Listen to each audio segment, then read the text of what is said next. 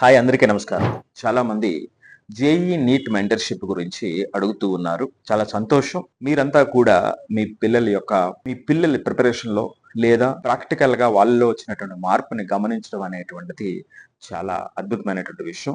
ముందుగా మీ అందరినీ అప్రిషియేట్ చేస్తూ ఉన్నా. ఎందుకంటే చాలా మంది పేరెంట్స్ ఎక్కువ పర్సెంటేజ్ మనం డబ్బులు కట్టాం అనేటువంటి విధంగా ఉంటూ ఉంటారు. వాళ్ళు చూసుకుంటారులే, తర్వాత తెలుస్తుంది. తర్వాత తెలిసేటప్పుడు ఏమిటంటే వాళ్ళు చేసేటువంటి తప్పు, పేరెంట్ చేసేటువంటి తప్పు, వీడు ప్రిపేర్ అవ్వలేదు, వీడు పనికిరాడు అని పేరెంట్స్ కూడా అనేటువంటి సందర్భం చూస్తూ ఉంటారు. రెండవది, ఇంకా మరొక ముఖ్యమైనటువంటి విషయం ఏమిటంటే అసలు పేరెంట్స్ లో చాలా మంది, ఐ కుడ్ సే 70-80% ఫాదర్స్ అసలు పిల్లలు ఏం చదువుతున్నారు, పిల్లలకు సంబంధించినటువంటి స్ట్రెంగ్స్ ఏమిటో, పిల్లలకు కావలసినటువంటి అవసరాలు ఏమిటో కూడా తెలియనటువంటి పరిస్థితుల వాళ్ళు ఉంటారు. మరి ముఖ్యంగా ఎడ్యుకేటెడ్ పేరెంట్స్, ఇది అత్యంత దారుణమైనటువంటి విషయం. ఆవిడ చూసుకుంటుందంటే అమ్మ చూసుకుంటుంది, ఆవిడ చూసుకుంటుంది అనేటువంటి పరిస్థితుల్లో ఉంటుంటారు. ఇద్దరు కలిపి జాగ్రత్తగా న్యూట్రల్ మైండ్ తో, తటస్థ దూరంతో, జడ్జిమెంట్ లేకుండా కదా మనం టీనేజ్ కి వచ్చినప్పుడు గమనించాల్సినటువంటిది, వాళ్ళకి హెల్ప్ చేయాల్సినటువంటిది. వీళ్ళు ఏదో ప్రైమ్ మినిస్టర్ కింద ఇది నాకు సంబంధించిన జాబ్ కాదని, ఇది రకరకాలు. ఏదేమైనప్పటికీ కూడా ఏమిటంటే జేఈ నీట్ మెంటర్షిప్ గురించి, లేదంటే పిల్లలు జేఈ ప్రిపరేషన్ లో వేసాము, వాళ్ళకి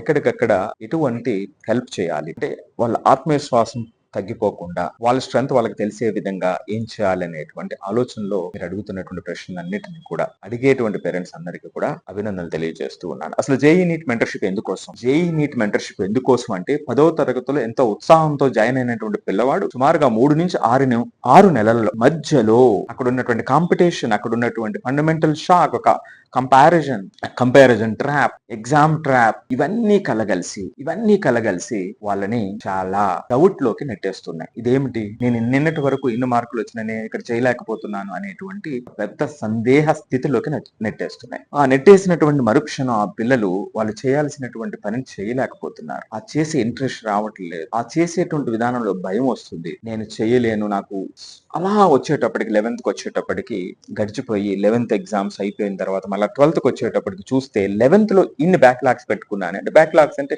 క్లారిటీ రాలేదు కదా నాకు, ఇప్పుడు ఇలా చేయగలను. 12th వచ్చేసింది, ఈ ఇంపార్టెంట్ లో నేను ఈ ఏడాది అంతా పోయింది, ఈ ఏడాదిలో ఇంకా ఎలా చేయగలుగుతాను? మరి చాలా మందిని అడిగినప్పుడు ఏమిటి నాన్న మన సమస్య అంటే ఒక్కటి, ఇక్కడ కంపారిజన్, ఆ టీచర్స్, ఇన్స్టిట్యూషన్స్ కొద్దిమందిని మాత్రమే పట్టించుకోవడం, మనకు కావలసినటువంటి సపోర్ట్ ఇవ్వకపోవడం అనేటువంటిది మొదటిది. అంటే చెయ్యి నువ్వు ఇంకా చేయట్లేదు, ఇంకా బాగా చేయాలి, ఇదే రొటీన్ కదా. కానీ ఏ వ్యక్తికి ఏదైతే అవసరమో చెప్పేటువంటి పరిస్థితి లేదు. రెండోది, అక్కడ టీచింగ్ పేస్, ఆ వేగంగా వాళ్ళు సిలబస్ ని కంప్లీట్ చేయడం నేను కోపప్ చేయలేకపోతున్నాను, అందుకోలేకపోవడంతో ఇక నేను ఆపేసానండి. ఇక ఆ విధంగా 12th కంప్లీట్ అయిన తర్వాత 12th అయిపోయేటప్పటికి అసలు ఇటు జేఈ రాదు, బిట్సాట్ లాంటివి ఉండదు, లేదా స్టేట్ ఇంజనీరింగ్ ఇంట్రెస్ట్ లో రాదు. ఈవెన్ సిబిఎస్ఈ లో కూడా మార్క్స్, 12th లో కూడా మార్క్స్ అనుకున్నటువంటి స్థాయిలో రాకపోవడం, సరే మంచిగా వచ్చిన అనుకున్న స్థాయిలో రాకపోవటం, అంటే అన్ని విధాలుగా నేను ఎక్కడా కూడా ఇక్కడ విజయం సాధించాను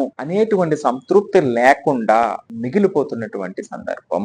ఈ యొక్క నిజం నేను చెప్పేటువంటిది మీరు నమ్మవలసిన అవసరం లేదు. మీ చుట్టుపక్కల లేదా మీ దగ్గర ఆల్రెడీ పిల్లలు, అంటే పెద్ద పిల్లలు ఎవరికైనా 12th లో అయి ఉంటే మీకు ఎక్స్పీరియన్స్ ఉంటుంది, లేదా మీ చుట్టుపక్కల వాళ్ళని కనుక్కోండి. ఇది జరుగుతున్నటువంటిది. సో అందుకని పిల్లలకు కావాల్సినటువంటిది ఏమిటి? క్లాసులు చెప్పడానికి చుట్టుపక్కల చాలా మంది ఉన్నారు, ట్యూషన్ చెప్పడానికి, కోచింగ్ ఇవ్వడానికి. కానీ ఆ ఇన్స్టిట్యూట్ లో మీరు ఎంతైనా రీసెర్చ్ చేసి వేయండి, ఇదే సమస్య ప్రతి చోట. మరి ఏంటి, దీనికి ఏం చేయాలి? దీనికి చేయాల్సింది ఒకే ఒక పని, మన పిల్లల్ని సహజంగా వచ్చేటువంటి ఆ సమస్యలని, అక్కడ వచ్చేటువంటి ఇబ్బందులని అర్థం చేసుకొని దాని గురించి భయపడకుండా దాని మీద యాక్ట్ చేయాలి. మరి ఈ కామన్ సమస్యల మీద పిల్లలు యాక్ట్ చేసేటువంటి విధంగా వాళ్ళని తయారు చేయాలి. First point.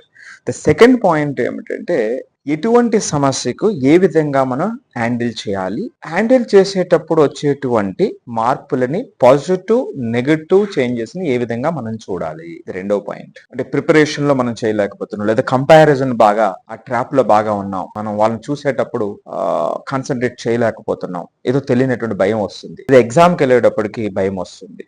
అది ఎట్లాంటి భయం? వీటికి ఏం చేయాలి? ఏ విధంగా యాక్ట్ చేయాలి? దానికి సొల్యూషన్ ఏమిటి? సొల్యూషన్ అప్లై చేసిన తర్వాత వచ్చేటువంటి చేంజెస్ ఎట్లా ఉంటాయి? మనం రైట్ డైరెక్షన్ లో చేంజెస్ అవుతుందా లేదా? ఇవన్నీ కూడా పిల్లల్ని అర్థమయ్యేటట్టు చెప్పటం, వాళ్ళకి ఎగ్జాంపుల్స్ తో వాళ్ళని రెడీ చేయటం. తద్వారా ఏమవుతుందంటే వాళ్ళు మరలా వాళ్ళ ఉన్నటువంటి కోచింగ్ సెంటర్కి వెళ్ళేటప్పుడు అక్కడ ఉన్నటువంటి పాజిటివ్ అంశాలను జాగ్రత్తగా అర్థం చేసుకొని వాటి నుంచి వాళ్ళకు కావలసినటువంటి బెస్ట్ని సంపాదిస్తూ ఒకటి రెండు అంటే కొన్ని సమస్యలు ఉంటాయి కదా, అనుకున్నాం కదా ఉంటాయని, ఆ సమస్యలు వాళ్ళ మీద ప్రభావం చూపకుండా వాటిని వీళ్ళే కౌంటర్ చేసుకొని వీళ్ళ యొక్క లక్ష్యాన్ని సాధించేటువంటి దిశగా పిల్లల్ని సెల్ఫ్ రిలియంట్ చేయడం, సెల్ఫ్ రిలియంట్ చేసేటువంటి కోర్సు.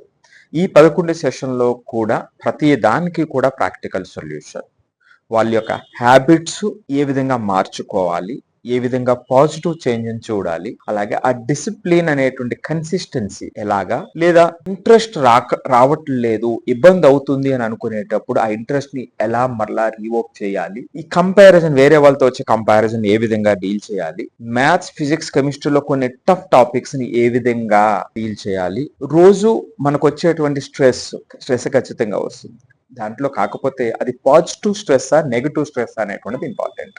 నెగిటివ్ స్ట్రెస్ ని ఎత్తి బయటకు పడేయటం, పాజిటివ్ స్ట్రెస్ ని జాగ్రత్తగా అర్థం చేసుకుని by the end of the day ఆ స్ట్రెస్ ని జయించి ఎస్ నేను సాధించే అనేటువంటి ఆ wow moments every day every week వాళ్ళు అర్థం చేసుకునేటువంటి విధంగా ఇవి వాళ్ళకి ఎనర్జీ పాయింట్స్. ఇది ఈ 11 సెషన్ల మెంటర్షిప్ అనేటువంటిది కేవలం జేఈ నీట్ కాదు, వాళ్ళ యొక్క లైఫ్ ని రీఇంజనీర్ చేసేటువంటిది. ఎప్పుడైనా రాబోయేటువంటి 40-50 సంవత్సరాల్లో దీని తాలూకా ఫలితాలు ఎప్పటికీ కూడా వాళ్ళకి ఒక ఫౌండేషన్ కింద ఉపయోగపడతాయి. మరి దీని విలువ కంపారబుల్ కాదు, ఇది ప్రైస్లెస్. సో అందుకే జేఈ నీట్ మెంటర్షిప్ ద్వారా ఇంత కష్టపడుతున్నటువంటి పిల్లలకి ఆ నెగటివ్ ఎక్స్పీరియన్స్ కాకుండా పాజిటివ్ ఎక్స్పీరియన్స్ తీసుకొచ్చి by the end of the 12th అది జేఈ లేదా రాకపోతే నెక్స్ట్ ఆప్షన్, అది రాకపోతే ఆ నెక్స్ట్ ఆప్షన్, డాక్టర్ కాకపోతే నెక్స్ట్ బెస్ట్ పాసిబుల్ ఆప్షన్, వాటికి పాజిటివ్ గా ఎస్ నా సామర్థ్యంతో ఇది సాధించాననేటువంటి ఆ positive experience 11th and 12th ని ఎప్పటికీ గుర్తుపెట్టుకునేటువంటి విధంగా అక్కడ నేను పడినటువంటి కష్టం నాలో చాలా మార్పు తీసుకొచ్చిందనేటువంటి పాజిటివ్ ఎక్స్పీరియన్స్ పిల్లలకి ఇస్తుంది. లేదు అంటే ఇప్పుడున్న పరిస్థితుల్లో యాజ్ ఆఫ్ నౌ మీరు చూడండి 11th and 12th గురించి ఏ పిల్లల్ని అడిగినా సరే 10లో 8 మంది అసలు దాని గురించి మాట్లాడరు, దాని గురించి భయపడతారు, దాని గురించి చెప్పడానికి ఇష్టపడరు. అంత నెగటివ్ ఇంపాక్ట్ వాటి మీద ఉంది. సో దానికోసమే నిజాయితీగా పిల్లల్ని ఆ మార్పు వైపు తీసుకెళ్లేటువంటి దిశగా చేస్తున్నటువంటి ప్రయత్నం. సో ఏదేమైనప్పటికీ దీని గురించి ఇంత వివరంగా తెలుసుకోవడానికి ప్రయత్నించిన మీ అందరికీ మరొక్కసారి అభినందనలు తెలియజేస్తూ, ఖచ్చితంగా మీ పిల్లలు 11th and 12th లో more particularly JEE NEET coaching లో ఉంటే ఇది ఖచ్చితంగా అత్యవసరం. ఇది పవర్ హౌస్ లాంటిది వాళ్ళకి. అక్కడ వచ్చేటువంటి స్ట్రెస్, అక్కడ వచ్చేటువంటి సమస్యలు అన్నిటికీ కూడా ఇది మాత్రమే పరిష్కారం. ఇప్పుడున్నటువంటి పరిస్థితులు భారతదేశంలో ఇది మాత్రమే పరిష్కారం. సో ఆ పరిష్కారం ఖచ్చితంగా వస్తుందనేటువంటి గ్యారంటీ నాది. సో ఇంకా మీకు ఏదైనా సమస్యలు ఉన్నట్లయితే కామెంట్ రూపంలో తెలియచేయండి, లేదా ఉన్నటువంటి నెంబర్కి కాల్ చేసి ఈ కంప్లీట్ సమస్యలను అర్థం చేసుకుని తద్వారా మీ పిల్లలకి హెల్ప్ చేయడానికి ప్రయత్నించండి. డబ్బులు కట్టాం అయిపోయింది అనేటువంటి వాళ్ళకి మనం చెప్పగలిగింది ఏమీ లేదు. Thank you.